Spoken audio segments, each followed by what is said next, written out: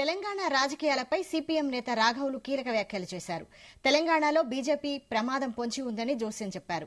బీజేపీకి ఒక్క సీటు కూడా రాకుండా చూడాల్సిన బాధ్యత కాంగ్రెస్ మీద ఉందన్నారు. గతంలో బీఆర్ఎస్ ఆపరేషన్ ఆకర్ష్ చేయగా అదే బాటలో కాంగ్రెస్ వెళ్తోందని తెలిపారు. బీజేపీ మళ్లీ అధికారంలోకి వస్తే దేశం అంధకారంలోకి వెళ్తుందని విమర్శించారు రాఘవులు.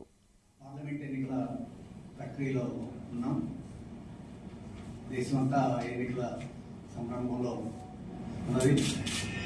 ఈరోజు ఢిల్లీలో ఇండియా వేదిక యొక్క సభ కూడా జరుగుతుంది.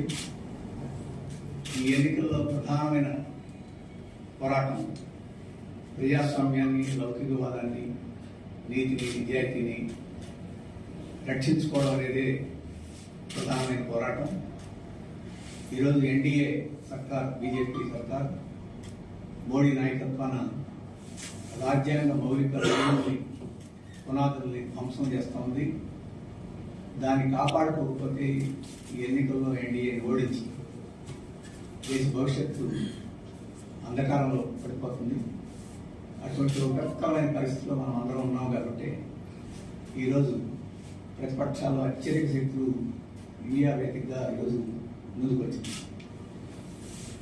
బీజేపీ ప్రత్యేకంగా ప్రధానమంత్రి మోడీ గారు మాకు 370, మా కూటమికి 400 పైన అనే నినాదం ఇస్తున్నారు. మరి ఎందుకు ఆ నినాదం ఇస్తున్నారో మనం ఆలోచించాలి. అది చాలా నమ్మకం. ప్రజలందరూ మాకు మద్దతు ఇవ్వబోతున్నారనే నమ్మకంతో కన్నా ఆ నినాదం ఇవ్వాలి.